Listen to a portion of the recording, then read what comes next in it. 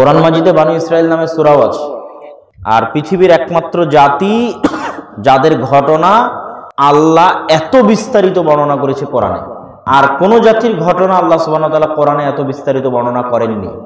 আদের কথা বলেন, সামুদের কথা বলেন, নূহ আলাইহিস সালামের কথা বলেন, দুনিয়ার যত নবী আছে কারো ঘটনা আল্লাহ সুবহানাহু ওয়া তাআলা এত বিস্তারিত কোরআনে বলেননি।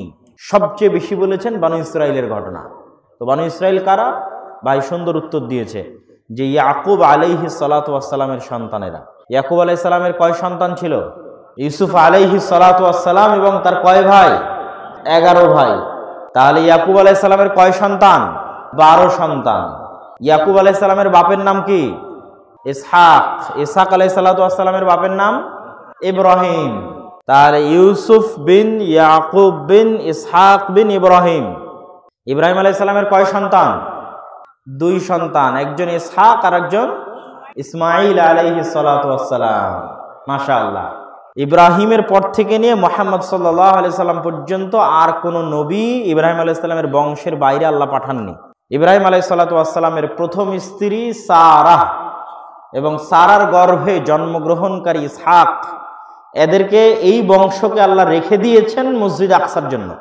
এই বংশ পুরোটাই, এই বংশের শেষ নবীকে ইসহাক আলাইহিস সালাতু ওয়াস সালামের বংশের শেষ নবীকে ঈসা আলাইহিস সালাতু ওয়াস সালাম। একদম ইসহাক থেকে নিয়ে ঈসা পর্যন্ত এরা সব মসজিদ আকসার খাদেম। ঈসা আলাইহিস সালামের মা মারিয়াম আলাইহিস সালাতু ওয়াস সালাম, তার আগে আরো যারা গেছে ইয়াহইয়া, জাকারিয়া, দাউদ, সুলাইমান, যত নবীর নাম আছে বেশিরভাগই একমাত্র নূহ আলাইহিস সালাতু ওয়াস সালাম থেকে নিয়ে বা আদম আলাইহিস সালাতু ওয়াস সালাম থেকে নিয়ে ইব্রাহিম পর্যন্ত যে 3-4 জন নবীর কথা পবিত্র কোরআনে আছে তারা বাদে। ইব্রাহিম আলাইহিস সালাতু ওয়াস সালাম থেকে নিয়ে ঈসা আলাইহিস সালাম পর্যন্ত এরা সব হচ্ছে মসজিদ আকসার খাদেম। আর ইসমাইলের পুরো বংশ হচ্ছে কাবার খাদেম। ইসমাইল বিবাহ করেছেন ইয়ামানি গোত্রের একজন মেয়েকে। তো ইসমাইল আর ইয়ামানি গোত্রের মেয়ে, এই সংমিশ্রণে হচ্ছে পরবর্তীতে কোরাইশ বংশ, কোরাইশ বংশ থেকে হাশেমি, হাশেমি বংশ থেকে মুহাম্মদ সাল্লাল্লাহু আলাইহি ওয়াসাল্লাম, মুহাম্মদ সাল্লাল্লাহু আলাইহি ওয়াসাল্লামের বাবা এবং মুহাম্মদ সাল্লাল্লাহু আলাইহি ওয়াসাল্লামের দাদা আব্দুল মুত্তালিব, বাবা আব্দুল্লাহ, দাদা আব্দুল মুত্তালিব, তারাও হচ্ছে কাবার খাদেম। যে আসহাবুল ফিলের ঘটনা আল্লাহ নিজে কোরআন মাজিদে বলেছেন, আলাম তারা কাইফা ফাআলা রাব্বুকা বিআসহাবিল ফিল, যে হাতির ঘটনা আপনাদের মাঝে প্রসিদ্ধ। এই পুরো বংশটা হচ্ছে কাবার খাদেম। আর ওইদিকে ইসহাক আলাইহিস সালাম এবং ঈসা আলাইহিস সালাম পর্যন্ত এই পুরো বংশটা হচ্ছে মসজিদ আকসার খাদেম। এবার আসেন বানু ইসরাইল কারা? তাহলে ইব্রাহিম আলাইহিস সালামের ছেলে ইসহাক, ইসহাক আলাইহিস সালামের ছেলে ইয়াকুব। ইব্রাহিমকে ইহুদি খ্রিস্টানেরা বলে আব্রাহাম, ইসহাককে ইহুদি খ্রিস্টানেরা ইংরেজিতে বলে আইজ্যাক, যেমন আইজ্যাক নিউটন। আইজ্যাক নিউটন মূলত ইসহাক নিউটন। আর আব্রাহাম লিঙ্কন, আব্রাহাম লিঙ্কন মূলত ইব্রাহিম লিঙ্কন। ওদেরও নামের মধ্যে প্রচুর পরিমাণে নবী রাসূলের নাম আছে। ইউরোপ এবং আমেরিকায় বসবাসরত যারা মানুষ, যাদেরকে আমরা ইহুদি খ্রিস্টান বলে জানি, তাদের নামের মধ্যে প্রচুর পরিমাণে নবী রাসূলের নাম আছে। যেমন বর্তমান ইসরায়েলের প্রধানমন্ত্রী বেনিয়ামিন নেতানিয়াহু। বেনিয়ামিন হচ্ছে ইউসুফ আলাইহিস সালামের ভাই, আপন ভাই, যে মায়ের পেটের 2 ভাই ইউসুফ আর বেনিয়ামিন। তো এই জন্য পৃথিবীর 3-3টে ধর্ম, ইহুদি, খ্রিস্টান, ইসলাম, এই 3-3টে ধর্মেই এই নবীগুলো স্বীকৃত। একমাত্র ইহুদিরা হচ্ছে ঈসা আলাইহিস সালাম আর মুহাম্মদ সাল্লাল্লাহু আলাইহি ওয়াসাল্লামকে মানে না, আর খ্রিস্টানেরা হচ্ছে শুধু মুহাম্মদ সাল্লাল্লাহু আলাইহি ওয়াসাল্লামকে মানে না। কিন্তু খ্রিস্টানেরা আবার ঠিকই মুসা আলাইহিস সালামকে মানে, বিশ্বাস করে। আর আমরা মুসলমানেরা ঈসা আলাইহিস সালামকেও বিশ্বাস করি, মুসা আলাইহিস সালামকেও বিশ্বাস করি। আল্লাহ কোরআন মাজিদে শত জায়গায় বলেছে মুসাদ্দিকাল লিমা বাইনা ইয়াদাইয়া ওয়া লিমা বাইনা ইয়াদাইকুম, কয়েকভাবে বিভিন্ন জায়গায় আসছে যে এই কোরআন সত্যায়নকারী তাওরাত এবং ইনজিলের, আর তাওরাত আর ইনজিল সত্যায়নকারী এই কোরআনের। এরা একটা আর একটাকে মিথ্যায়ন করে না। মানে এই 3 কিতাবের মধ্যে এত বেশি পরিমাণে কোনো অমিল নাই যে মানুষ বলবে যে এই 3 কিতাবে কোনো মিল নাই, এটা ভিন্ন ভিন্ন জায়গা থেকে এসেছে। না, এই 3 কিতাবের মৌলিক কথাগুলোতে মিল আছে। কিছুতে মিল না থাকলে অন্তত নবীর নামগুলোতে মিল আছে। 90% নবীর নামে মিল আছে। তাওরাতে যে নবীদের নাম উল্লেখ করা আছে, ইনজিলে যে নবীদের নাম উল্লেখ করা আছে, কোরআনেও সেই নবীদের নাম উল্লেখ করা আছে। নূহের বন্যার কথা যেমন তাওরাতে আছে, ইনজিলে আছে, কোরআনে আছে। আদম এবং ইবলিস, আদম আলাইহিস সালাতু ওয়াস সালাম এবং ইবলিসের ঘটনা যেমন কোরআনে আছে, তেমন তাওরাতে আছে, ইনজিলে আছে। কোরআনেরটা বেশি বিশুদ্ধ, পরিপূর্ণ বিশুদ্ধ। তাওরাত ইনজিলের মধ্যে বিকৃত হয়ে গেছে, মানুষজন বিকৃত করে ফেলেছে, এই জন্য কিছু অতিরঞ্জিত আছে, ভুলভাল আছে, কিন্তু মৌলিক ঘটনাগুলো এক। তাহলে ইসহাক আলাইহিস সালামের ছেলে ইয়াকুব, ইয়াকুবকে তারা কি বলে? জ্যাকব। আপনি যদি কারো নাম দেখেন ইংরেজিতে জ্যাকব লেখা আছে, তাহলে ভুল বুঝার কিছু নয়। জ্যাকব দ্বারা সে মূলত ইয়াকুব আলাইহিস সালামকে বুঝাচ্ছে। আপনি যদি কারো নাম দেখেন ডেভিড, তাহলে মূলত সে দাউদ আলাইহিস সালামকে বুঝাচ্ছে। আমরা যে দাউদ আলাইহিস সালামের কথা বলছি, সেই দাউদ আলাইহিস সালামকেই তারা ডেভিড হিসেবে জানে এবং চিনে। তাহলে ইয়াকুব আলাইহিস সালামের 12 সন্তান। ইসু আলাইহিস সালাম ছোটবেলায় স্বপ্ন দেখেছিলেন, রাআইতু আহাদা আশারা কাওকাবা, হে আমার বাবা, আমি স্বপ্নে দেখছি 11টি তারকা আমাকে সিজদা করছে। সে 11টা তারকা ওনার 11 ভাই, আর অন্য কেউ নয়। তো ইউসুফ আলাইহিস সালাম এবং তার বাবারা সবাই থাকতেন ফিলিস্তিনে। আগেই বলেছি যে ইব্রাহিমের এক সন্তান ইসহাক, এরা মসজিদ আকসার খাদেম, এরা সবাই থাকতো ফিলিস্তিনে। যখন ইউসুফ আলাইহিস সালামকে কুয়ায় নিক্ষেপ করে দেওয়া হলো, ওখান থেকে তুলে ব্যবসায়ীরা বাজারে বিক্রি করে দিল মিশরে। এবার ইউসুফ আলাইহিস সালাম গেলেন মিশরে। ইউসুফ আলাইহিস সালাম জেল খাটলেন 7 বছর। জেল খাটার পর মন্ত্রী হলেন, অর্থমন্ত্রী হওয়ার পর ওনার ভাইয়েরা যখন গেল, উনি বিনিয়ামিনকে কাছে রেখে নিলেন। কাছে রেখে নিয়ে তার ভাইদের সাথে পরিচয় করে বাপকে ডেকে পাঠালেন। ইয়াকুব আলাইহিস সালামকে দাওয়াত দিলেন, বাবাকে দাওয়াত দিলেন মিশরে আসার।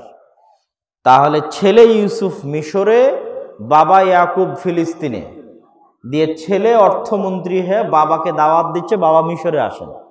তখন বাবা 11 সন্তান সহ, 11 সন্তানেরই প্রায় এরই বিয়ে শাদী হয়ে গেছিল, তাদেরও ছেলে মেয়ে সহ 70 সদস্যের পরিবার নিয়ে ইয়াকুব আলাইহিস সালাম 11 সন্তান এবং তাদের ছেলে মেয়ে মিলে 70 জনের পরিবার নিয়ে ফিলিস্তিন থেকে মিশরে গেলেন। ফিলিস্তিন থেকে যখন মিশরে গেলেন, তখন 11 ভাই ছোট ভাই ইউসুফকে সিজদা করলো। তখন এবার কোরআনের আয়াতের মধ্যে আছে, হাযা তা'বীলুর রুয়ায়া, আব্বা, এটাই হচ্ছে আমার ছোটবেলায় স্বপ্নে দেখা স্বপ্নের বাস্তবায়ন। আমি ছোটবেলায় স্বপ্নে দেখেছিলাম না যে 11টা তারকা আমাকে সিজদা করছে, এই দেখেন আমার 11 ভাই আমাকে সিজদা করছে। হাযা তা'বীলুর রুয়ায়া, ওই স্বপ্ন এখন বাস্তবে রূপ লাভ করলো 40 বছর বা তার চেয়েও বেশি সময় পরে। এইভাবে ইয়াকুব আলাইহিস সালামের পরিবার চলে আসলো মিশরে। এবার মিশরে তারা জীবন যাপন করা শুরু করলো।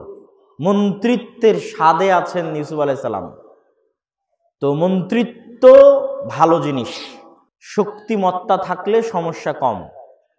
যখন ইউসুফ আলাইহিস সালাম মারা গেলেন, মন্ত্রিত্ব চলে গেল, বিরোধী দলের কাছে ক্ষমতা চলে গেল, ফেরাউন ক্ষমতায় চলে আসলো, আর বানু ইসরাইলকে বানিয়ে দিল গোলাম।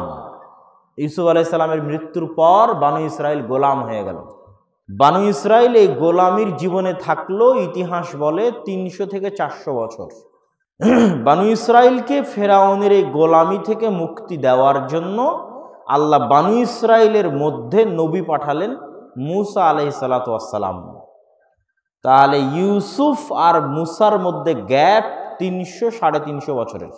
ইব্রাহিম, ইসহাক, ইয়াকুব, ইউসুফ, তারপরে 300 বছরের বিরতি। তারপরে এবার নবী হলো ওই বংশে, ইয়াকুবের সন্তানদের মধ্যেই, ওই 12 ভাইয়ের বংশে, ইউসুফ আলাইহিস সালাম এবং তার 11 ভাইয়ের বংশে নবী হলো মুসা আলাইহিস সালাম। যখন মুসা আলাইহিস সালাম নবী হলেন, তখন তার বংশ গোলাম। আমাদের আজকের বক্তব্যের আলোচনা কি ছিল? আমরা হচ্ছি এই যুগের বানু ইসরাইল। আল্লাহ কোরআনে এত বেশি বানু ইসরাইলের ঘটনা এই জন্যই বলেছে যে মুসলমানেরা বানু ইসরাইল হয়ে যাবে। এই জন্য যে মুসলমানেরা, তোমরা তো আজ বানু ইসরাইল হয়ে গেছো, তাহলে কোরআন পড়ে দেখো ওই যুগের বানু ইসরাইলেরা কেমন ছিল, তোমরা এরকম হয়ে গেছো, তোমাদের এখন সংশোধন হতে হবে, বানু ইসরাইল হওয়া থেকে বাঁচতে হবে, না হলে ফেরাউনেরা তোমাদের শেষ করে দিবে। যেমন ওই যুগের ফেরাউনেরা ওই যুগের বানু ইসরাইলদের জবাই করতো প্রকাশ্যে। শুধু এই কারণে আল্লাহ কোরআনে বানু ইসরাইলের ঘটনা এত বিস্তারিত বলেছে। কেন? আমরা মুসলমানেরা বানু ইসরাইল হব আর হয়ে গেছি। এগুলো প্রত্যেকটা দাবির পিছনে আমি দলিল পেশ করব, চিন্তার কোনো কারণ নাই। তো আগে দেখে নেই বানু ইসরাইলেরা কেমন ছিল। তো এই মুসা আলাইহিস সালাতু ওয়াস সালাম যখন বানু ইসরাইলে আসলেন, তখন বানু ইসরাইলেরা গোলাম। ঘটনা অনেক লম্বা। মুসা আলাইহিস সালাম বানু ইসরাইলদের নিয়ে পালিয়ে যাচ্ছেন। আমি বলি পালিয়ে না, ফেরত যাচ্ছেন। কোথায় ফেরত যাচ্ছেন বলেন তো? ফিলিস্তিনে ফিরে যাচ্ছেন। এটা বাপদাদার ভিটা। 300-400 বছর আগে ইয়াকুব আলাইহিস সালাম তার 11 ছেলে সহ ওখান থেকে মিশরে আসছিল। এই জন্য মুসা আলাইহিস সালাম বানু ইসরাইলদের নিয়ে ওখানে ফিরে যাচ্ছেন। কোরআন হাদিসে নাই, বানু ইসরাইলের রেওয়ায়েতে পাওয়া যায় ইউসুফ আলাইহিস সালাম ওসিয়ত করে গেছিলেন যে আমি মরে গেলে তোমরা আমার লাশ এখানে দাফন দিও না, তোমরা আমার লাশটাকে যত্নে রেখে দিও। কোনোদিন যদি তোমরা ফিলিস্তিন ফিরে যেতে পারো তাহলে আমার লাশ নিয়ে গিয়ে যেখানে আমার বাপদাদার কবর আছে, ইয়াকুবের কবর আছে, ইসহাকের কবর আছে, ইব্রাহিমের কবর আছে, ওখানে আমাকে দাফন করে দিও। এটা ইসরায়েলি রিওয়ায়তের কথা বলছি, সত্য মিথ্যা আল্লাহ ভালো জানে। তো যখন নাকি বানু ইসরায়েলেরা পার হচ্ছিল নদী, তখন ইউসুফ আলাইহিস সালাতু ওয়াস সালামের সেই কফিনটাও তারা সাথে করে নিয়েছিল। এবং পরবর্তীতে জেরুজালেম যখন বিজয় করে তখন সেখানে ইউসুফ আলাইহিস সালামের কবরও দিয়েছিল, ইসহাক, ইয়াকুব এবং ইব্রাহিমের পাশে। তো এইটা কেন বললাম যে ওরা ফিরে যাচ্ছে, বাপদাদার ভিটায় ফিরে যাচ্ছে, এটা বলার জন্য, পালিয়ে না।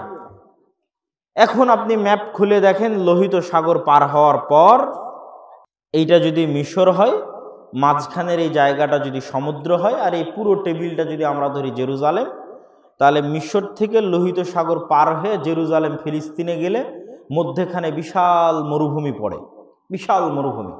ওই মরুভূমির নাম সিনাই মরুভূমি। এখনো মরুভূমি, বিশাল মরুভূমি।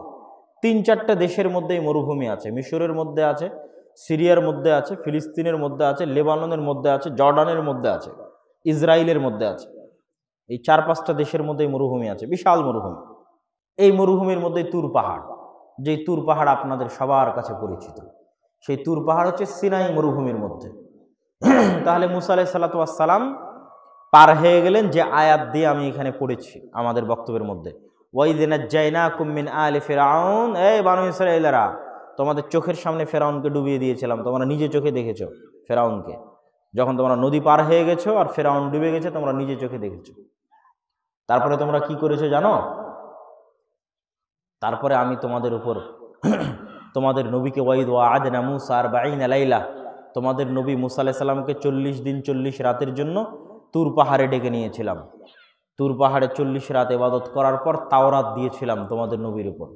সেই তাওরাত নিয়ে যখন তোমাদের কাছে ফিরে গেছে, তখন তোমরা কি বলেছো? কোরআনে আল্লাহ বলছে, লান নু'মিনা হাত্তা নারাল্লাহা জাহরাতান, মুসা তোমার আল্লাহর উপর ঈমান আনয়ন করব না যতক্ষণ না নিজে চোখে না দেখব। বলেন নাউজুবিল্লাহ। আল্লাহ বলছে, তোমরাই তো চোখে দেখলা যে ফেরাউন তোমাদের চোখের সামনে ডুবে মরে গেল। কোন ফেরাউন? 300 বছর তোমাদের জবাই করেছে এই ফেরাউন। তারপরেও তোমরা বলছো যে তাওরাতের উপর ঈমান আনবো না যদি আমরা আল্লাহকে নিজে চোখে না দেখি। তারপরে তোমাদের জন্য আর কি কি করেছি, এগুলো আল্লাহ কোরআনে বলেছে। আর কি কি করেছি জানো? ওয়াইয ইসতাসকা মূসা লিকওমিহি ফাকুল নাযরিব বিআসাকাল হাজার ফানফাজারাত মিনহু 12 আইনা। মরুভূমির মধ্যে পানি নাই, সমুদ্রের লবণাক্ত পানি খাওয়া যায় না। বানু ইসরাইল মূসা আলাইহিস সালামকে বলল, আমাদের জন্য মিষ্টি খাওয়ার পানির ব্যবস্থা করেন। লবণাক্ত পানি কেমনে খাবো? মরুভূমি থেকে তো পানি বের হয় না। তখন আমরা মূসা আলাইহিস সালামকে বললাম, তোমার হাতে যে লাঠি আছে ওই লাঠিটা পাথরে মারো। পাথর থেকে সাথে সাথে 12টা ঝর্ণা বের হয়ে গেল। বলেন আল্লাহু আকবার। ফানফাজারাত মিনহু 12 আইনা, 12টা ঝর্ণা পাথর থেকে বের হলো। 12টা কেন ভাই? ইয়াকুব আলাইহিস সালামের 12 সন্তান, 12 সন্তানের 12 বংশধর, এই জন্য 12টা ঝর্ণা। সমুদ্র যখন ওরা পার হয়েছিল তখন 12টা রাস্তা তৈরি হয়েছিল, একটা রাস্তা না। সমুদ্র যখন পার হয় তখন এরকম 12টা আলাদা আলাদা রাস্তা, তথা একটা রাস্তা, তারপর আবার পানি, তারপর আবার একটা রাস্তা, আবার পানি, আবার একটা রাস্তা, আবার পানি, এরকম 12টা রাস্তা তৈরি হয়েছিল। এই 12টা রাস্তা দিয়ে ইয়াকুবের 12 সন্তান পার হয়ে গেল, 12 সন্তান আর তার বংশধরেরা। আর যখন লাঠি দিয়ে পাথরে আঘাত করলো তখন 12টা ঝর্ণা বের হয়ে গেল। খাবার, আল্লাহ বলল, খাবার তোমাদেরকে দিব জান্নাত থেকে, মান্নার সালওয়া খাবারের নাম। এই খাবারটা কি? আমি গবেষণা করে দেখেছি, আধুনিক যুগে যদি আমরা বলি এই খাবার কি, তাহলে উন্নত জাতের কোয়েল পাখি বা সেই পাখির গোস্ত, বা কবুতর বা এই জাতীয় কোয়েল এবং কবুতর জাতীয় পাখির গোস্ত, আর পৃথিবীর সবচেয়ে দামি মাশরুম, যেটা মরুভূমিতে যখন বৃষ্টি হয় তখন ওই মাশরুমটা জন্ম হয়, যার এখন কেজি প্রতি দাম 5 লক্ষ টাকা বা তার চেয়ে বেশি। 1 কেজি মাশরুমের দাম 5 লক্ষ টাকা। সেই মাশরুম আসতো আর আসমান থেকে পাখি এসে গাছে বসতো, সে পাখি তারা ধরে জবাই করে রান্না করে খেত ওই মাশরুম দিয়ে। এগুলো সব আসমান থেকে, জান্নাত থেকে আসতো। এগুলো আল্লাহ তাদের জন্য ব্যবস্থা করেছেন।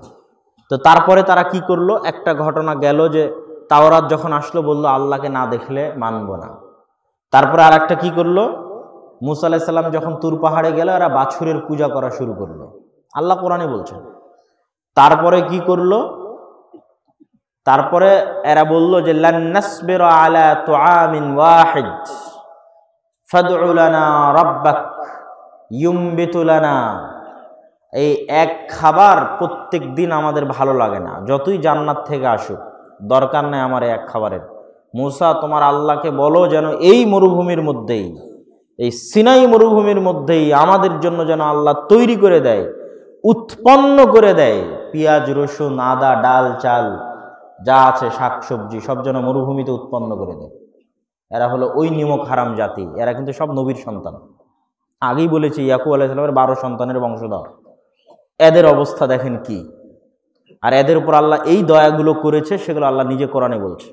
আর এই দয়াগুলো করার পর ওরা কেমন করতেছে সেটাও আল্লাহ কোরআনে বলেছে। আর কি করেছে ওরা শোনেন। তখন আল্লাহ বলল ঠিক আছে, তোমাদের যখন এতই বিভিন্ন ফলমূল শাকসবজির দরকার, তো এই সিনাই মরুভূমি পার হয়ে গেলে একটা আল আরজুল মুকাদ্দাসা পবিত্র ভূমি আছে, কাতাবাল্লাহু লাকুম, যেটা আল্লাহ তোমাদের জন্য লিখে রেখেছে।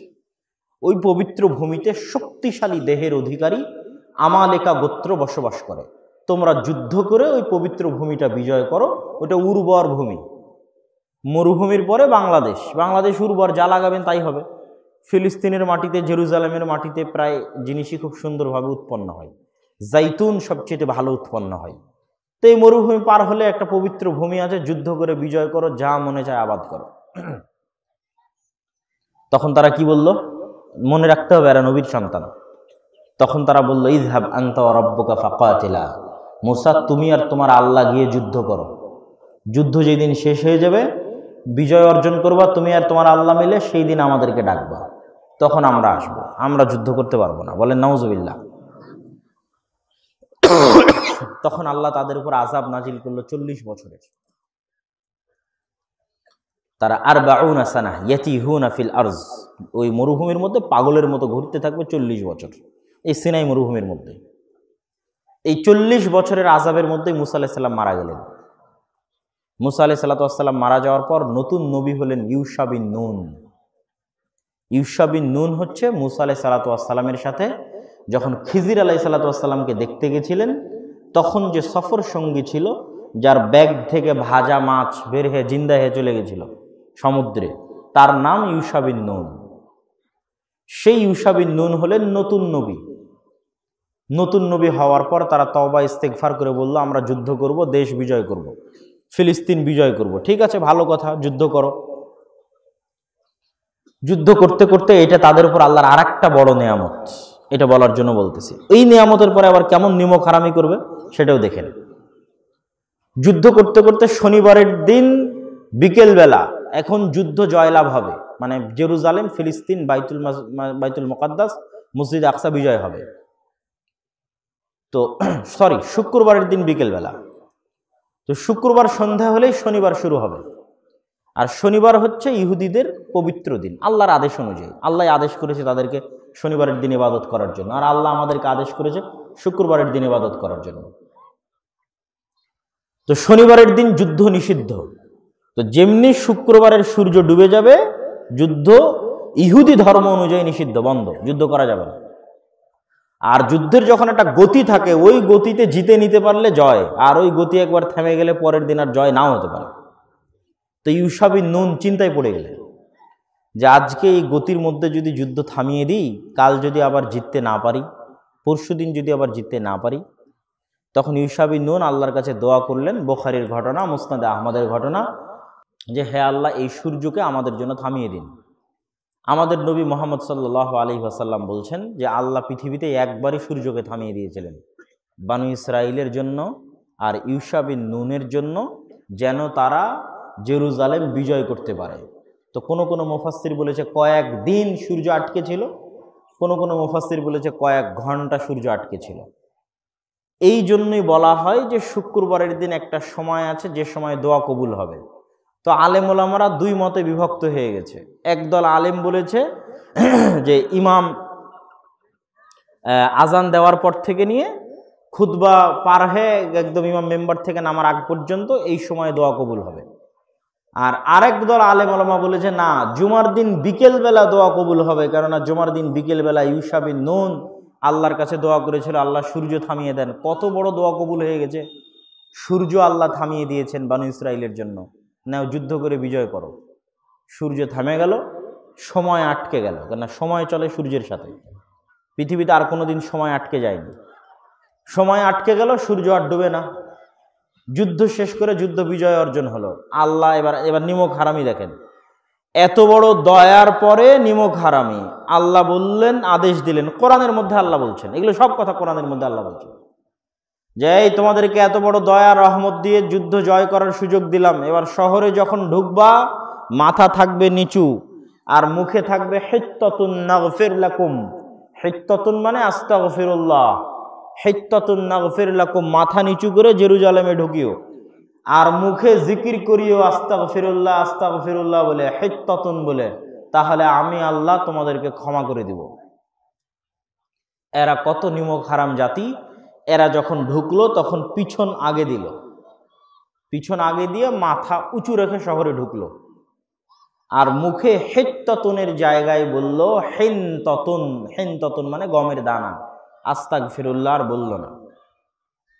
দীর্ঘদিন পরে বানু ইসরাইলের নতুন নবী দাউদ আলাইহিস সালাম, জালুতকে হত্যা করে দাউদ আলাইহিস সালাম নবী হয়েছে তালুত বাদশার আমলে। আর নবীর নাম, যে নবীর আমলে দাউদ আলাইহিস সালাম নবী হয়েছে, ওই নবীর নাম কোরআনে নাই, তাওরাত ইনজিলে আছে। নবীর নাম শামুয়েল বা শামায়েল, এইরকম নবীর নাম। তার আমলে তিনি বাদশা করে দিয়েছেন তালুতকে। তালুত জালুতের বিরুদ্ধে যুদ্ধের জন্য রওনা দিয়েছে। মধ্যে একটা নদী আছে, ওই নদীতে সাঁতার দিয়ে পার হতে হবে, কেউ পানি খেতে পারবে না। তো মাত্র 313 জন পানি খায়নি, বাকি সব পানি খেয়ে নিয়েছে। ওরা আর যুদ্ধে অংশগ্রহণ করতে পারেনি।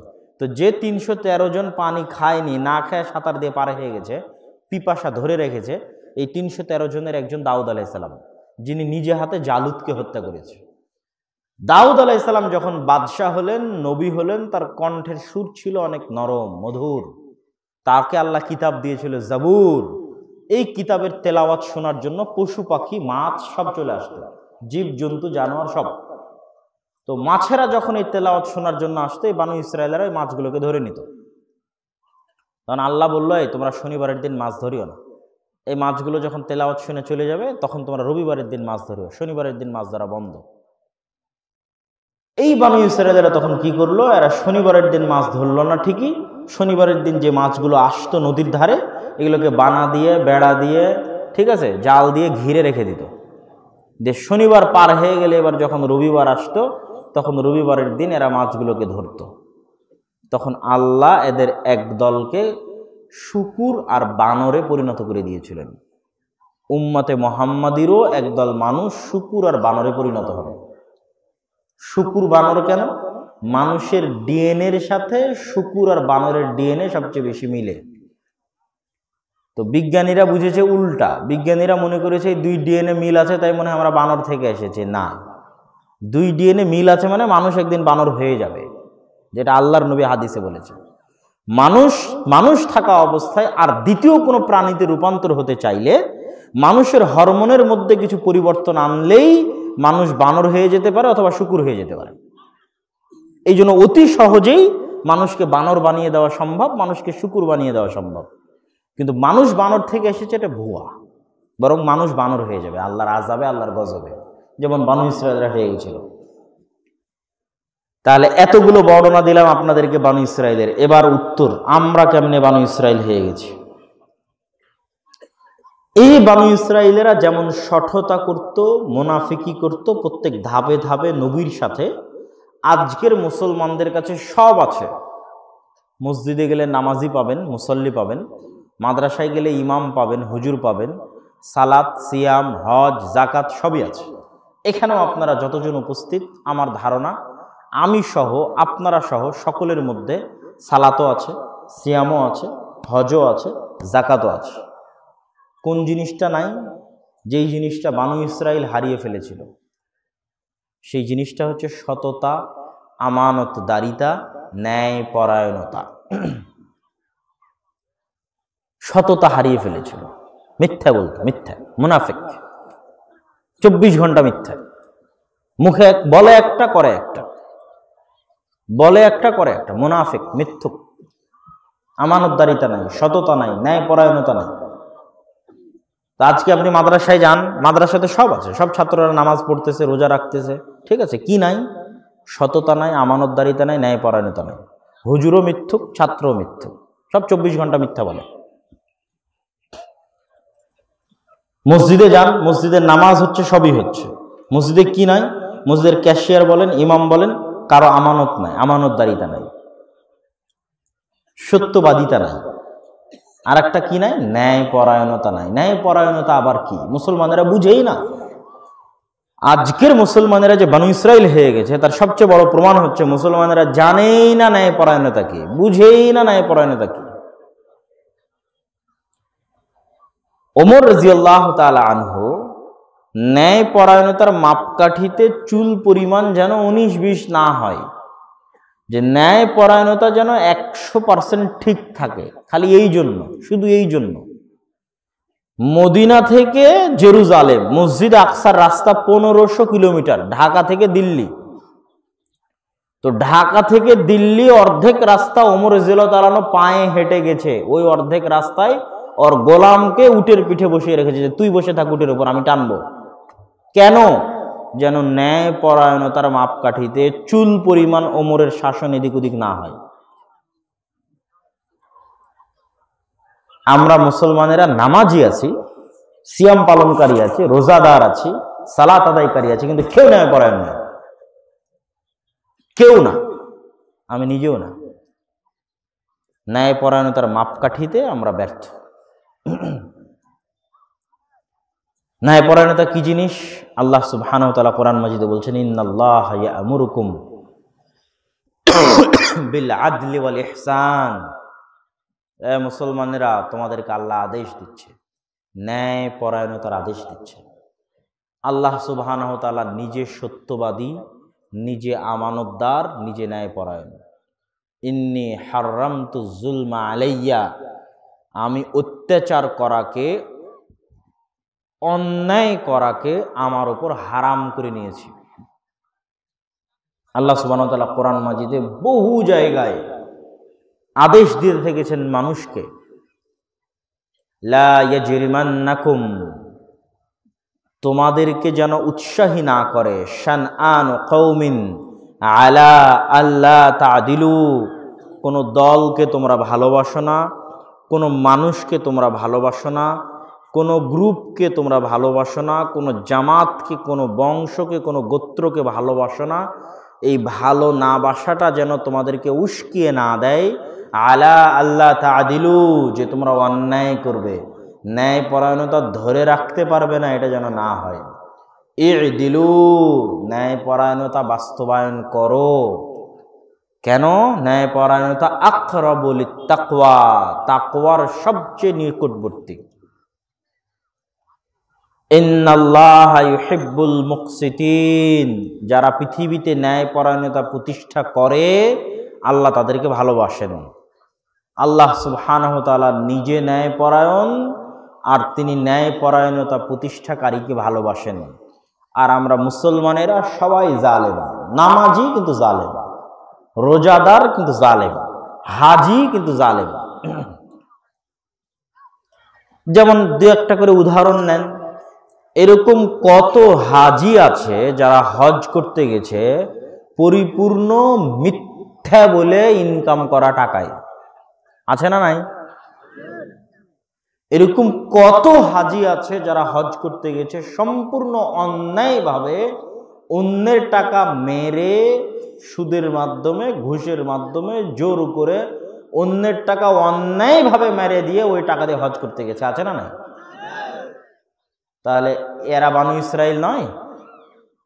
বানু ইসরাইলেরা এই ধোকাগুলো দিত নবীকে, এরা তো সরাসরি কাকে ধোকা দিচ্ছে? আল্লাহকে। হারাম টাকা ইনকাম করে ওটাতে আবার হজ কেমনে হয়? তো কাকে ধোকা দাও? আল্লাহকে ধোকা দাও। আল্লাহর সাথে গেম পলিটিক্স করে এরা, যে আমি এতদিন হারাম পথে ইনকাম করব আর মরার আগে হজ করে আল্লাহর কাছে ক্ষমা চেয়ে নিব। তো এই পলিটিক্স কার সাথে বলেন? তো এরা বানু ইসরায়েলের চাইতে খারাপ না? বানু ইসরায়েলেরা জন্ম নিলে এদের দেখলে লজ্জা পেত, যে আমরা তো যা করেছিলাম মুসা আলাইহিস সালামের সাথে আর দাউদ আলাইহিস সালামের সাথে, এরা তো ওগুলো সব সীমানা পার হয়ে গেছে। এরা যা শুরু করেছে আল্লাহর সাথে, এই মুসলমানেরা যা শুরু করেছে আল্লাহর সাথে। ন্যায় পরায়ণতা কি? যতজন তার বোনকে জমির ভাগ দেয়নি তারা কি ন্যায় পরায়ণ? কথা বলেন না যে যতজন তার বোনকে বাপের সম্পত্তিতে ভাগ দেয়নি তারা কি ন্যায় পরায়ণ? এরা সবগুলো যে নামাজি, বড় বড় দাড়ি, হুজুর, টাকনোর উপর কাপড়, মাথায় টুপি, হজ করে আসছে হাজি, কিন্তু বোনকে যে জমিতে ভাগ দেয়নি, তাহলে এরাই বানু ইসরাইল। এরা মিথ্যুক, ধোঁকাবাজ, আমানতের খেয়ানতকারী, অন্যায়কারী, অন্যায় পরায়ণ। আমাদের নবী মুহাম্মদ সাল্লাল্লাহু আলাইহি ওয়াসাল্লাম 40 বছর বয়সে যখন নবী হন, তখন নবী হওয়ার পর আল্লাহ কোরআনে নবীকে এটা বলেননি যে আপনি তো এতদিন অনেক মিথ্যা বলেছেন, আজকে থেকে সত্য বলিয়েন, এরকম বলেছে নাকি কোরআনে? না, আল্লাহর নবী নবী হওয়ার আগে জন্মগত সত্যবাদী। কি বলেন? আমাদের নবী মুহাম্মদ সাল্লাল্লাহু আলাইহি ওয়াসাল্লাম জন্মগত 40 বছর যাবত তার সত্যবাদিতা, আমানতদারিতা, ন্যায় পরায়ণতার প্রমাণ দিয়েছে। 40 বছর। এগুলো কোরআন আসার আগেই, সালাত আসার আগেই, সিয়াম আসার আগেই, হজ আসার আগেই, জাকাত আসার আগেই জন্মগত সত্যবাদী, জন্মগত আমানতদার, জন্মগত ন্যায় পরায়ণ। এই জন্য ওনার সালাত কাজে লেগেছে, এই জন্য ওনার দাওয়াত কাজে লেগেছে, এই জন্য ওনার হজ কাজে লেগেছে, এই জন্য ওনার রোজা সিয়াম কাজে লেগেছে, এই জন্য ওনার জাকাত কাজে লেগেছে। কেননা এই 3টা বৈশিষ্ট্য ওনার জন্মগতই ছিল, শুধু ওনার না। আমি এখন মাঝে মধ্যে দেখি যে আমরা মুসলমানেরা মক্কার ওই যুগের কাফেরদের চেয়ে খারাপ, বানু ইসরায়েলদের চেয়ে খারাপ হয়ে গেছি, মক্কার কাফেরদের চেয়ে খারাপ। যেমন মক্কার একটা কাফেরের গল্প শোনায় আপনাকে।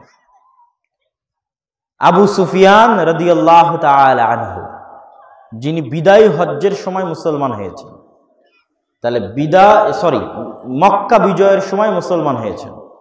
তো আবু সুফিয়ান রাদিয়াল্লাহু তাআলা আনহু মক্কা বিজয় করার আগ পর্যন্ত যতগুলো যুদ্ধ ছিল সব যুদ্ধে মুহাম্মদ সাল্লাল্লাহু আলাইহি ওয়াসাল্লামের বিরুদ্ধে প্রধান সেনাপতি।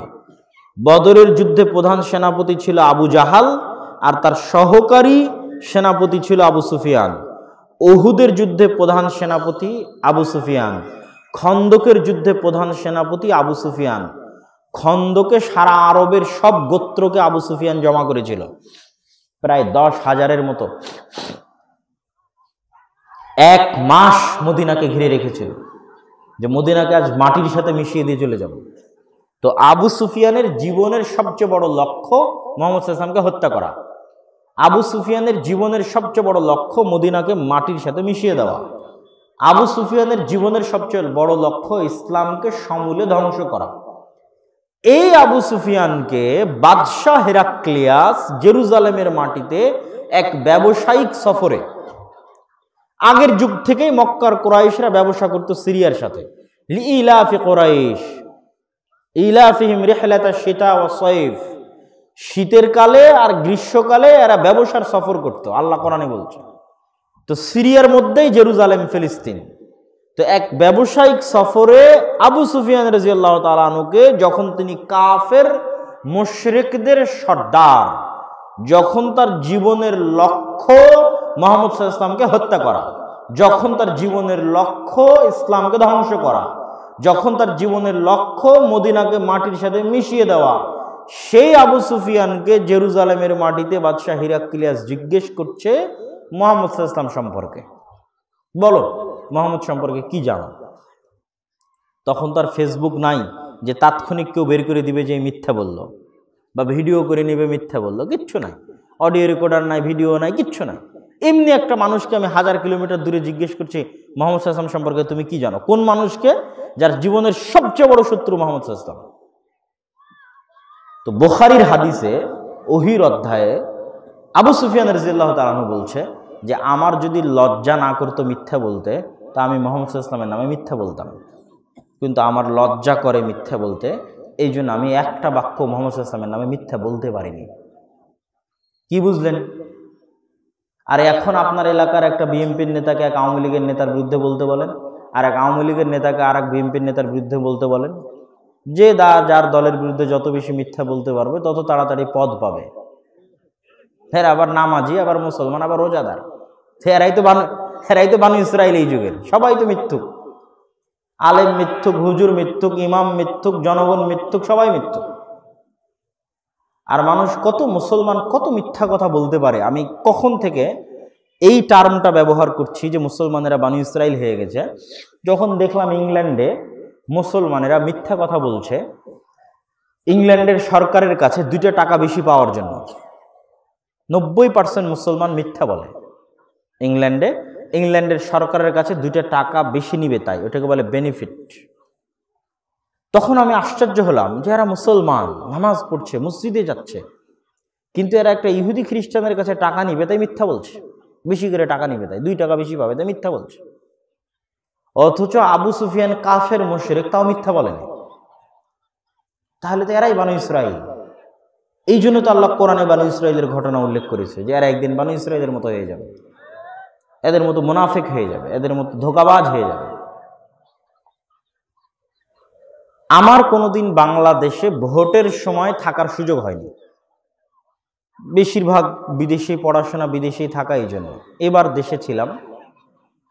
তো দেখলাম যে প্রত্যেকটা মানুষ মিথ্যা বলতেছে। যে যখন আসতেছে তখন তার কাছ থেকে তাকে ভোট দিব বলে টাকা নিয়ে নিচ্ছে।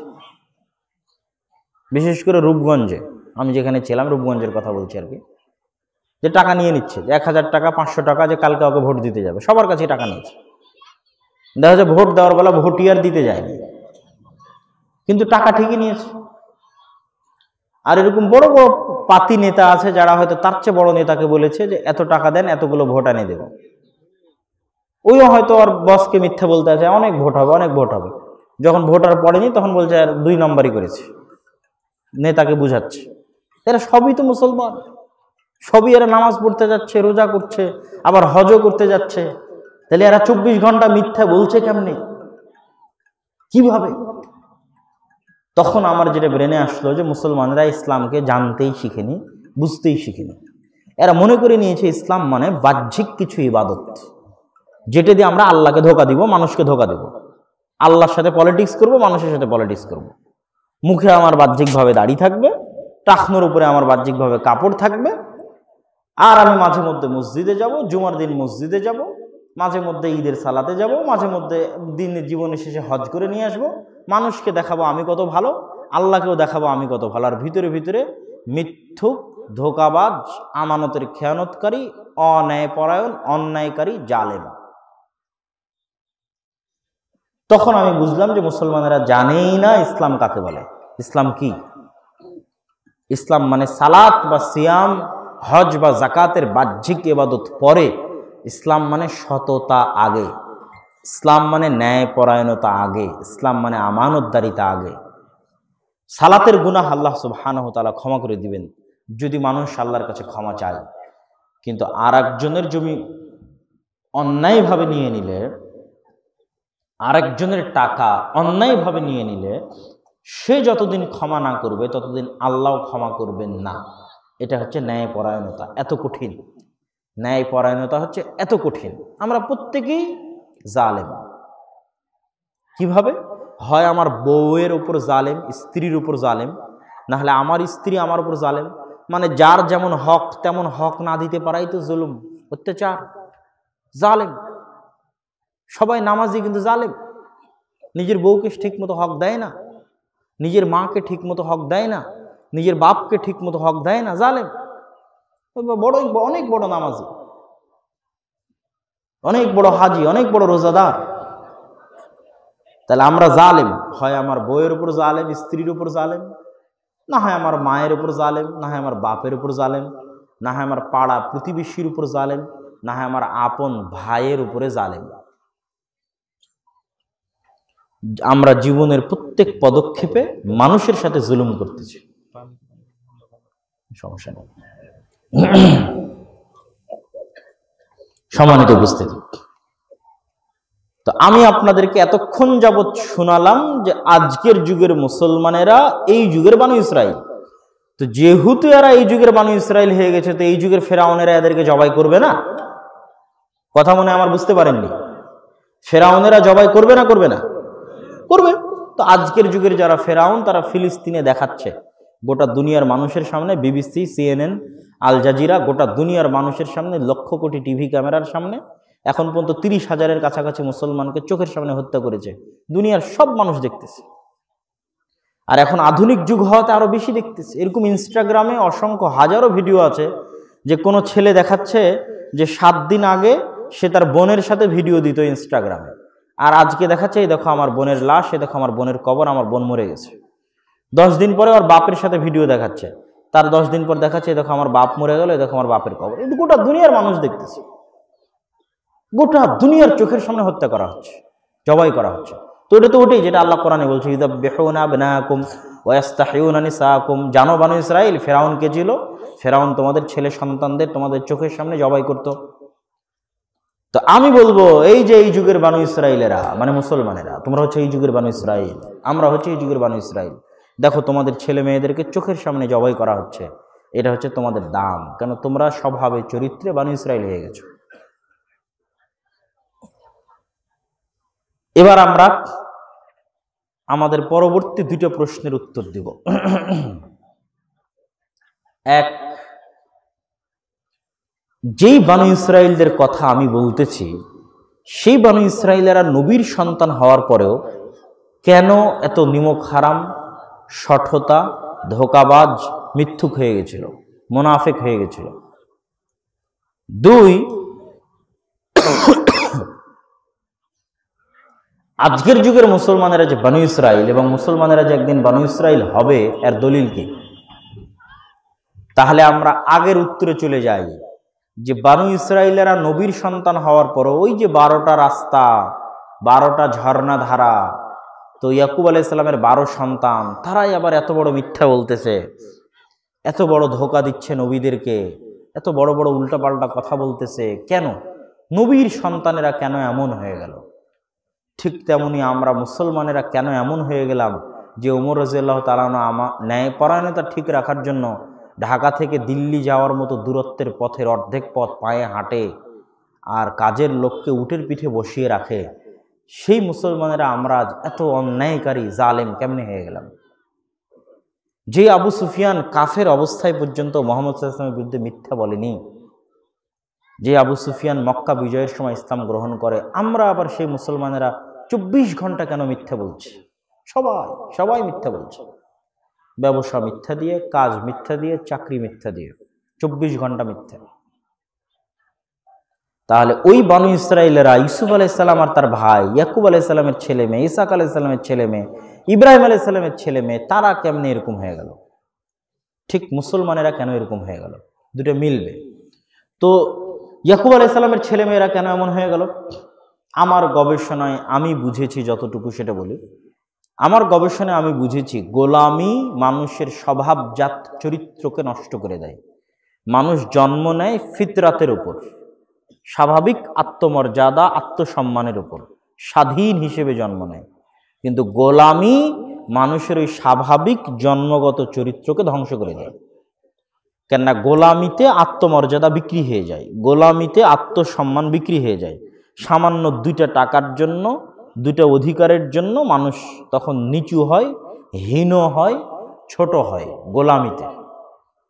তো ইউসুফ আলাইহিস সালামের মৃত্যুর পর মূসা আলাইহিস সালামের আগমন পর্যন্ত যে 300 বছর বানু ইসরাইল গোলাম ছিল, বানু ইসরাইল 300 বছর ফেরাউনের গোলাম ছিল। কেমন গোলাম? যাদের চোখের সামনে তাদের ছেলে সন্তানকে জবাই করলে বলার কিছু থাকতো না, এত বড় গোলাম। তো গোলামি করতে করতে এদের মন মানসিকতা এত ছোট হয়ে গেছে, এত নিচু হয়ে গেছে যে নবীকে বলে যে তুমি আর তোমার আল্লাহ মিলে যুদ্ধ করো। এটা প্রমাণ করে যে কেমন ছোট মন মানসিকতা তাদের হয়ে গেছে, যে নবীকে কথা বলতে পারে যে তুমি আর তোমার আল্লাহ মিলে যুদ্ধ করো। কেন এত ছোট মন মানসিকতা হয়েছে? গোলামিতে, ফেরাউনের গোলামি করতে করতে এদের স্বাভাবিক চরিত্র ধ্বংস হয়ে গেছে। এই জন্য আল্লাহ মুসা আলাইহিস সালামকে এদের সাথে মানুষ করেনি। মুসা আলাইহিস সালামকে ফেরাউনের বাড়িতে মানুষ করেছে। কেন? বানু ইসরাইলের সাথে মানুষ হলে তো খালি পালিয়েই বেড়াতো সারাদিন। তো পালিয়ে বেড়াবে, লুকিয়ে বেড়াবে, স্বাভাবিকভাবে বড় হবে না, স্বাধীনতা থাকবে না, গোলামি করতে করতে বড় হবে। তখন সত্যই বলবে কি আর ন্যায়পরায়ণতাই করবে কি? আত্মমর্যাদাই তো নাই, সেলফ রেসপেক্টই তো নাই, বিক্রি হয়ে গেছে। তো ফেরাউনের বাড়িতে রাজকীয়ভাবে বড় হয়েছে, মানে স্বাভাবিক স্বাধীনতা, স্বাভাবিক মান মর্যাদা নিয়ে বড় হয়েছে। বড় হওয়ার কারণে 25-30 বছর বয়সে যখন ফেরাউনের বাড়ি থেকে বের হয়ে দেখছে যে ফেরাউনের একটা লোক বানু ইসরায়েলের একটা লোকের উপর জুলুম করতেছে, তখন মুসা আলাইহিস সালাম এক থাপ্পড় দিয়ে ফেরাউনের লোককে অন দ্য স্পট ডেড মেরে ফেলে দিয়েছে। তো এই যে স্পট ডেড করে দিল একটা ফেরাউনের লোককে, এই হিম্মত, এই থাপ্পড় দেওয়ার হিম্মত 300 বছরে গোলামদের হয়নি। তো মুসা আলাইহিস সালামও যদি গোলাম থাকতেন, জীবনে ওনার হিম্মত হতো না। তো উনি ফেরাউনের বাড়িতে স্বাভাবিক মানুষ হিসেবে বড় হওয়ার জন্য ওনার সত্যবাদিতা, আমানতদারিতা, ন্যায়পরায়ণতা, আত্মমর্যাদা, সাহসিকতা, এই স্বাভাবিক জন্মগত বৈশিষ্ট্যগুলো ঠিক ছিল। এই জন্য ওনার সাথে বানু ইসরায়েলদের মিলতো না। বানু ইসরায়েল তো সব গোলাম, এরা তো 300 বছর থেকে গোলামি করে আসছে। তো এরা কথায় কথায় ছোটোখাটো জিনিস নিয়ে মারামারি লেগে যাবে। তো ছোটোখাটো জিনিস নিয়ে মারামারি লাগার স্বভাব যার, সে তো বলবেই যে তুমি আর তোমার আল্লাহকে যুদ্ধ করো, হ্যাঁ আল্লাহকে না দেখলে ইমান আনবো না। এটা কেমন ধরনের লোকদের কথা? ওই ধরনের লোকদের কথা যারা ছোটোখাটো জিনিস নিয়ে মারামারি লেগে যেতে পারে। যে কারো ছাগল এসে আপনার বাড়িতে খেয়ে নিয়েছে, তো আপনি এখন মারামারি লেগে গেলেন। তো এই মারামারি যারা ছোটোখাটো জিনিস নিয়ে লাগতে পারে, তাদের মধ্যে এই স্বভাব আসতে পারে গোলামির কারণে। আর এই স্বভাব মুসা আলাইহিস সালামের মধ্যে আসেনি, কেননা উনি গোলাম ছিলেন না। আর পৃথিবীর কোনো নবীকে আল্লাহ এভাবে গোলাম অবস্থায় পৃথিবীতে আনেননি। সব আত্মমর্যাদার সাথে দুনিয়াতে আসছে। ইব্রাহিম আলাইহিস সালামের বাপ আজর নমরুদের যুগের বড় মন্ত্রী, তো মন্ত্রীর সন্তান ইব্রাহিম। এই জন্য ইব্রাহিমের মধ্যে মিথ্যা ছিল না, ইব্রাহিমের মধ্যে সততা ছিল, আমানতদারিতা ছিল, সাহসিকতা ছিল, আত্মমর্যাদা ছিল। মুহাম্মদ সাল্লাল্লাহু আলাইহি ওয়াসাল্লাম তো গোলাম নয়। মুহাম্মদ সাল্লাল্লাহু আলাইহি ওয়াসাল্লামের দাদা তৎকালীন আরবের শ্রেষ্ঠ কুরাইশ বংশের সর্দার, তো সর্দারের ছেলে মুহাম্মদ সাল্লাল্লাহু আলাইহি ওয়াসাল্লাম। তো ওকে কোনোদিন ছোট মন মানসিকতা নিয়ে চলা লাগেনি, টাকা ধন সম্পত্তির অভাব নিয়ে কোনোদিন চলা লাগেনি, চুরি চামারি করে কোনোদিন চলা লাগেনি। তো কেন মিথ্যা বলবে? কেন আমানতের খেয়ানত করবে? কেনই বা ন্যায়পরায়ণতা করবে না? তাহলে বানু ইসরায়েলেরা এরকম মিথ্যুক, আমানতের খেয়ানতকারী, মুনাফিক হয়ে গেছে গোলামি করতে করতে। আমরা মুসলমানেরা, বিশেষ করে যে অঞ্চলের মুসলমানেরা গোলাম ছিল, যে অঞ্চলের মুসলমানেরা গোলাম ছিল না, ওদের চরিত্র পাল্টায়নি। আমরা বাংলাদেশ, ভারত, পাকিস্তানের মুসলমানেরা 250-300 বছর গোলামি করেছি কাদের? ব্রিটিশদের। আপনাদের RS এর আগের CSSA পর্যায়ে দেখবেন, যেই জমিদারের নামে খাজনা দেওয়া হতো তাদের নামে জমি আছে, মানে জমির মালিকানা পর্যন্ত ছিল না। জমির মালিকানা শেরে বাংলা একে ফজলুল হকের যে মন্ত্রিসভা, যে মন্ত্রিসভা 2 বাংলা মিলে তৈরি হয়েছিল, ওই শেরে বাংলা একে ফজলুল হকের মন্ত্রিসভা জমিদারি প্রথা বিলোপ করেছিল। তখন আমাদের নামে জমি রেকর্ড হয়, ব্যক্তি নামে জমি রেকর্ড হয়। তার আগে তো আমাদের জমির মালিকানা পর্যন্ত ছিল না। কোন লেভেলের গোলাম ছিলাম আমরা! নীল চাষ করানোর জন্য আমাদের বাপদাদা, তাদের বাপদাদাদেরকে ব্রিটিশরা পিটিয়ে হত্যা করে দিত। তাহলে সার বলতে বলতে আমাদের জিব্বা ফেনা উঠে গেছে। ব্রিটিশদের গোলামি করতে করতে আমাদের স্বাভাবিক চরিত্র ধ্বংস হয়ে গেছে। ফলে আমাদের রক্তের মধ্যে ঢুকে গেছে মিথ্যা, রক্তের মধ্যে ঢুকে গেছে ধোঁকা, রক্তের মধ্যে ঢুকে গেছে অন্যায়। কেননা আজীবন ব্রিটিশরা শাসন করতে এইভাবে যে ওর বিরুদ্ধে একে লাগিয়ে দে, এরা দুইজনের বিরুদ্ধে লাগতে থাকবে আর আমরা শাসন করব। তো আজীবন যদি নিজেরাই মারামারি কাটাকাটি যারা করবে, তাদের স্বাভাবিক চরিত্র ঠিক থাকবে না, এদের আত্মমর্যাদা থাকবে না, এদের আত্মসম্মান থাকবে না, এরা মিথ্যা বলতে অভ্যস্ত হবে। কত মিথ্যা বলে ব্রিটিশদের কাছে কাকে কত ছোট করা যায়, আর আমি কত ভালো হতে পারি, যাতে ব্রিটিশরা আমাকে 2টা টাকা দেয়, 2টা পদ দেয়। কার প্রতি কত অন্যায় করে, কত জুলুম করে, কেমনে কোন জিনিস দখল করা যায়, ক্ষমতা দখল করা যায়, কি দখল করা যায়, অধিকার নাই তো, গোলাম। আপনারা বাংলাদেশের মুসলমানদেরকে যে খারাপ অবস্থায় দেখতেছেন এখন, বা আমি দেখতেছি, এর চাইতে বেশি খারাপ অবস্থা আফ্রিকার মুসলমানদের। কেন? ওরা আরো ভয়ঙ্কর লেভেলের গোলামি করেছে, ফ্রান্সের, ইতালির, স্পেনের। আমাদের গোলামির, ব্রিটিশদের সাথে গোলামির তার একটা লিমিট ছিল, ওরা আনলিমিটেড গোলামি করেছে, আনলিমিটেড। আমাদেরকে ব্রিটিশরা তাও ন্যূনতম নামকা অস্তে হলেও স্বাধীনতা দিয়ে গেছে। ফ্রান্স এখন পর্যন্ত আফ্রিকান মুসলিম কান্ট্রিগুলোকে এতটুকু স্বাধীনতা দেয়নি, বলছে স্বাধীন, কিন্তু এতটুকু স্বাধীনতা দেয়নি যে ওদের টাকা ওদের নিজস্ব কেন্দ্রীয় ব্যাংকে থাকবে না। ফ্রান্স বলে দিয়েছে তোমার টাকা আমার ব্যাংকে থাকবে, ফ্রান্সের রাষ্ট্রীয় ব্যাংকে থাকবে, এবং তোমরা নিজেরা উদ্যোগ নিয়ে কোনো অস্ত্র কেনা বেচা করতে পারবে না, আমাদের মাধ্যম হয়ে অস্ত্র কেনা বেচা করতে হবে। এরকম অসংখ্য গোলামির নিজাম এখনো ফ্রান্স, ইতালি, স্পেন বাস্তবায়ন করে রেখেছে আফ্রিকার মুসলিম দেশগুলোর উপর। এই জন্য ফ্রান্সে গিয়ে দেখবেন আইফেল টাওয়ারের পাশে যত মদখোর আছে, যত বিড়িখোর আছে, যত জুয়ার আড্ডা আছে, যত ছিনতাইকারী আছে, আল্লাহর হস্তে যত ছিনতাইকারী আছে, তার 90% মুসলমান, আফ্রিকা থেকে আসা মুসলমান। এদেরকে ছিনতাইকারী কে বানালো? এদের গোলামি এদেরকে ছিনতাইকারী বানিয়ে দিয়েছে, এদের গোলামি এদেরকে মদখোর, জুয়াখোর বানিয়ে দিয়েছে।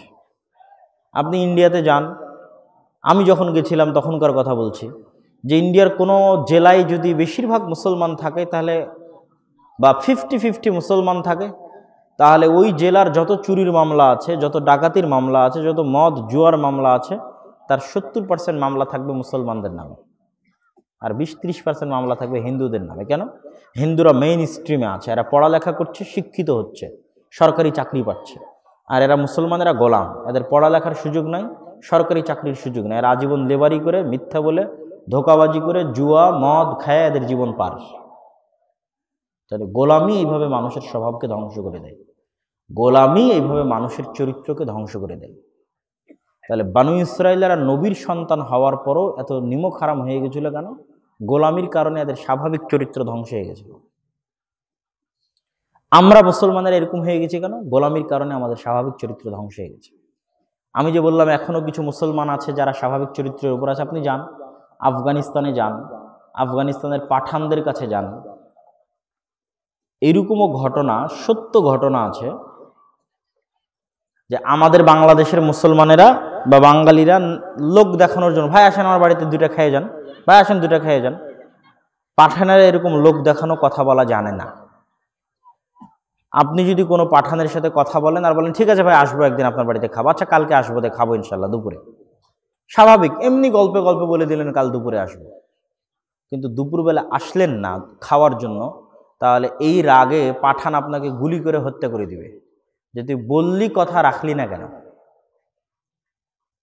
কেননা আফগানিস্তান কোনোদিন না ব্রিটিশের গোলামি করেছে, না আফগানিস্তান কোনোদিন রাশিয়ার গোলামি করেছে, না আফগানিস্তান কোনোদিন আমেরিকার গোলামি করেছে। তো গোলামি যখন কোনোদিন করেনি তো মিথ্যা বলাও শিখেনি, গোলামি যখন কোনোদিন করেনি তখন আমানতের খেয়ানত করাও শিখেনি, গোলামি যখন কোনোদিন করেনি তখন অন্যায় করাও শিখেনি।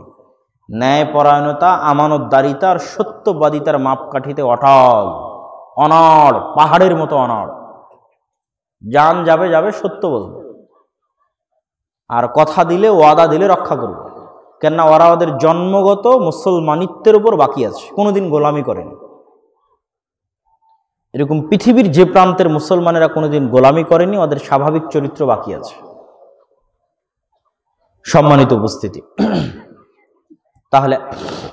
তাহলে আমি নিজেও আগে ভালোভাবে বুঝতাম না, আমি মনে করতাম ইসলাম হয়তো বাহ্যিক কিছু ইবাদতের নাম, বাহ্যিক ইবাদত জরুরি, কিন্তু বাহ্যিক ইবাদত মানে অভিনয় নয়। অভিনয় করে নামাজ পড়া, আর অভিনয় করে দাড়ি রাখা, আর আল্লাহর সাথে ধোঁকাবাজি করা, সুদ খাওয়া, ঘুষ খাওয়া, মিথ্যা কথা বলা, আমানতের খেয়ানত করা, ন্যায়পরায়ণতা না থাকা, স্ত্রীর উপর জুলুম করা, বোনের সম্পত্তি না দেওয়া, বোনের অধিকার না দেওয়া, মা বাবার হক না দেওয়া, এগুলো একটাও মুসলমানিত্ব নয়।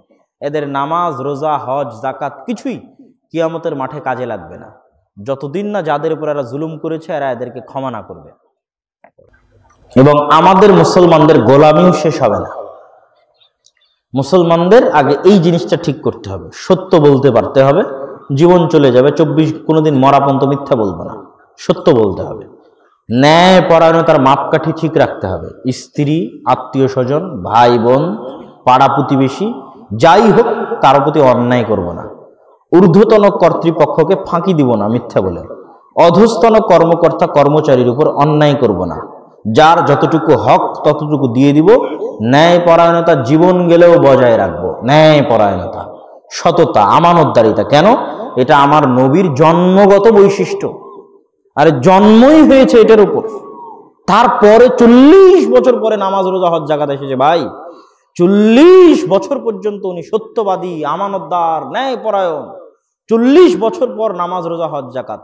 তো আগে ওই জন্মগত বৈশিষ্ট্যটা লাগবে। এই যে এতগুলো ক্যামেরা আছে, এতগুলো মোবাইল আছে, সারা বাংলাদেশে এখন হাজার হাজার জালসা হচ্ছে, আজকেও শত শত জালসা হচ্ছে। তারপরেও সারা পৃথিবীতে এরকম পিস টিভির মাধ্যমে আরো শত বক্তব্যের মাধ্যমে দাওয়াত হচ্ছে, কিন্তু বিপ্লব নাই। কিন্তু মুহাম্মদ সাল্লাল্লাহু আলাইহি ওয়াসাল্লাম 23 বছরে বিপ্লব করে ফেলেছিল। কেন এখন বিপ্লব নাই? কেননা যত বক্তা বক্তব্য দিচ্ছে সবগুলো মুনাফিক, মুখে যা বলে বাস্তবে তা করে না, সবাই মিথ্যুক, ফলে এদের বক্তব্য কাজে লাগে না। তাহলে যত জায়গায় জালসা হচ্ছে এদের দাওয়াতি কাজ কাজে লাগে না, কেননা সবাই মিথ্যুক, সবাই ধোঁকাবাজ, সবাই আমানতের খেয়ানতকারী, সবাই অন্যায়কারী। তার কারো কিছু আর কাজে লাগে না, মানে বরকত হয় না। আর মুহাম্মদ সাল্লাল্লাহু আলাইহি ওয়াসাল্লাম কেমন সাহাবী তৈরি করেছিল, কেমন অনুসারী তৈরি করেছিল, যে ওমর রাদিয়াল্লাহু আনহুর ঘটনা তো শোনালাম। তাহলে দলে দলে মানুষ ইসলাম গ্রহণ করেছে কেন? মনে রাখতে হবে একটা কথা, সারা পৃথিবীতে ইসলাম যখন গেছে, আল্লাহর কসম, সারা পৃথিবীতে ইসলাম যে ছড়িয়ে গেছে, সালাতের দাওয়াত নিয়ে ছড়ায়নি, সিয়ামের দাওয়াত নিয়ে ছড়ায়নি, হজের দাওয়াত নিয়ে ছড়ায়নি, জাকাতের দাওয়াত নিয়ে ছড়ায়নি। মানে এগুলোর বৈশিষ্ট্য বলে ইসলাম ছড়ায়নি। পৃথিবীতে মানুষ ইসলাম পাগলের মতো গ্রহণ করেছে, যে এখানে গেলে ন্যায় পরায়ণতা পাওয়া যাবে, এখানে গেলে আমানতদারিতা পাওয়া যাবে, এখানে গেলে সততা পাওয়া যাবে। এই কারণে স্পেনের খ্রিস্টানেরা এত মাজলুম ছিল, যখন তারিক বিন জিয়াদ স্পেনে ঢুকেছে, দেখেছে এদের সততা, আমানতদারিতা, ন্যায় পরায়ণতা। আরে কিসের কি, ছাড় এগুলো ধোঁকাবাজির ধর্মের আমার দরকার নাই, যেখানে সততা আছে, আমানতদারিতা আছে, চলো।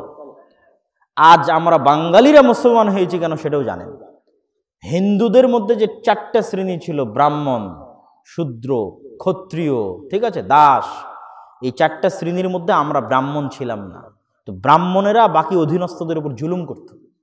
যখন এই অঞ্চলের মুসলমানেরা দেখেছে, আরে বাপরে বাপ, ইসলাম এরকম, ইসলামে এতটা সততা, এতটা আমানতদারিতা, এতটা ন্যায়পরায়ণতা, যে কালো সাদার পার্থক্য নাই এবং সব মানুষ সমান, রাজা, বাদশাহ, ফকির সব সমানভাবে মসজিদে এক কাতারে দাঁড়াতে পারছে, এত অধিকার ইসলামে। এগুলোর কি দরকার? এগুলো হিন্দু ফিন্দু ধর্মবাদ, সব চলো ইসলাম গ্রহণ করি। সারা পৃথিবীতে ইসলাম ছড়িয়ে গেছে আল্লাহর নবী এবং তার অনুসারীদের সততা, আমানতদারিতা, ন্যায়পরায়ণতার কারণে। আর এখন আমরা এত বক্তব্য দিয়েও মানুষ ইসলাম হয় না কেন? আমরা সবগুলো ধোঁকাবাজ, সবগুলো মিথ্যুক, সবগুলো আমানতের খেয়ানতকারী, সবগুলো অন্যায়কারী। এই জন্য হয় না, হবেও না। তাহলে রাসূল সাল্লাল্লাহু আলাইহি ওয়াসাল্লামের ওই জন্মগত বৈশিষ্ট্য আমাদের আনতে হবে। মিথ্যা বলা যাবে না, ন্যায় পরায়ণ হতে হবে, আমানতদার হতে হবে। যার যতটুকু হক, জীবন চলে গেলেও তার হক দিয়ে দিতে হবে। জীবন চলে গেলেও মিথ্যার আশ্রয় নেওয়া যাবে না, সত্যবাদী হতে হবে। আপনার চাল চরিত্র, আপনার ব্যবহার, আপনার উন্নত চরিত্র দেখে মানুষ মনে করবে যে এটাই যদি ইসলাম হয় তো এটাই সত্য, এখানেই আসতে হবে। তখন বিপ্লব হবে, মানুষের দিন ধর্ম গ্রহণ করার বিপ্লব হবে। এবার চলেন বলি ওই দলিল যে আমি বললাম মুসলমানেরা বানি ইসরাইল হয়ে যাবে। রাসূল সাল্লাল্লাহু আলাইহি ওয়াসাল্লাম এক হাদিসে বলেছেন, লাতার কাবুন্না, লাতাস লুকান্না, কয়েকটা শব্দ আছে যে অচিরেই তোমরা আরোহণ করবে, অচিরেই তোমরা চলবে ওই রাস্তাগুলোতে, যেই রাস্তাগুলোতে বানু ইসরাইলেরা চলত। এমনকি বানু ইসরাইলেরা যদি 70 দলে বিভক্ত হয়ে থাকে, তাহলে আমার উম্মত এর চেয়ে বেশি দলে বিভক্ত হবে। তাও বানু ইসরাইলের যেই যেই গর্তে গেছে আমার উম্মত ওই ওই গর্তে যাবে। এমনও আছে হাদিসের একটি বর্ণনায় যে বনু ইসরাইলের কোনো ব্যক্তি যদি তার মায়ের সাথে জেনায় লিপ্ত হয়, তাহলে আমার উম্মতেরও কেউ না কেউ মায়ের সাথে জেনায় লিপ্ত হবে। এইভাবে মুসলমানেরা বনু ইসরাইলের ফাঁদে পা দেবে, তথা বনু ইসরাইলেরা যা যা করতো তাই তাই করবে। তো আমিও মাঝে মাঝে ভাবতাম, কোরআনের মতো এত দামি গ্রন্থে আল্লাহ সুবহানাহু ওয়া তাআলা বনু ইসরাইলের মতো একটা জাতির ঘটনা এত বিস্তারিত কেন? কোন নবীর ঘটনা এত বিস্তারিত বলা নাই, বনু ইসরাইলেরা কি করলো তা বলা আছে। আমি বুঝতাম না কেন। এখন বুঝি আমরা মুসলমানেরা বনু ইসরাইল হব, এই জন্য আল্লাহ বলেছে যে দেখো ওরা কেমন ছিল, ওরা কেমন ধোকা দিত নবীদেরকে, আর তোমরা কেমন ধোকা দিচ্ছ আল্লাহকে, হারাম টাকা দিয়ে হজ করে লিছ। কথা মনে হয় বুঝতে পারেন, এটা আল্লাহকে ধোকা দেওয়া। তো ঠিক ওরা যা করতো তোমরা তার চেয়ে বেশি খারাপ করছো, ওরা তো দেখলে, তোমাদেরকে দেখলে তো লজ্জা পাবে। তো এই দলিলটা পেয়ে গেলাম রাসূল সাল্লাল্লাহু আলাইহি ওয়াসাল্লামের হাদিস থেকে, যে তিনি স্পষ্ট বলে দিচ্ছেন যে আমার উম্মত বনু ইসরাইলের মতো হয়ে যাবে। আর আজকে আমরা অলরেডি বনু ইসরাইল হয়ে গেছি, এবং আজকের যুগের ফেরাউনেরা আমাদেরকে বনু ইসরাইলের মতো জবাই করতেছে, হত্যা করতেছে, ধ্বংস করতেছে। সম্মানিত উপস্থিতি, বক্তব্যের এই অংশে এসে আল্লাহ সুবহানাহু তাআলা কেমন উন্নত চরিত্রের মাধ্যমে আমাদেরকে চলাচল করতে বলেছে, আমার নবী মুহাম্মদ সাল্লাল্লাহু আলাইহি ওয়াসাল্লাম কেমন উন্নত চরিত্রের মাধ্যমে আমাদেরকে চলাচল করতে বলেছে, তার দুই একটা উদাহরণ দাওয়াতি কাজ থেকে উল্লেখ করব, আল্লাহর কোরআন থেকে, রাসূল সাল্লাল্লাহু আলাইহি ওয়াসাল্লামের হাদিস থেকে। তার আগে আল্লামা ইকবালের একটি কবিতা বলে, सबक फिर से पढ़ सदाकत का, शुजाअत का, अदालत का, लिया जाएगा तुझसे काम दुनिया की इमामत का। মুসলমানেরা তোমরা নতুন করে সত্য বলা শিখো। আল্লামা ইকবাল বলছে, মুসলমানেরা তোমরা নতুন করে সত্য বলা শিখো, তোমরা নতুন করে আমানতদারিতা শিখো, ন্যায়পরায়ণতা শিখো। তোমাদের মধ্যে সব আছে, নামাজ, রোজা, হজ, যাকাত, আল্লাহর যা ইবাদত বন্দেগী সব আছে, কিন্তু ব্রিটিশদের গোলামি তোমাদের কাছ থেকে কয়েকটা জিনিস কেড়ে নিয়েছে। তোমাদের সত্যবাদিতা কেড়ে নিয়েছে, তোমাদের আমানতদারিতা কেড়ে নিয়েছে, তোমাদের ন্যায়পরায়ণতা কেড়ে নিয়েছে। তো তোমরা এই কয়েকটা জিনিস নতুন করে শিখো, লিয়া জায়েগা তুঝসে কাম দুনিয়া কি ইমামত কা, তাহলে আল্লাহ তোমাদেরকে পুনরায় পৃথিবীর নেতৃত্ব দিয়ে দিবেন। বলেন আল্লাহু আকবার।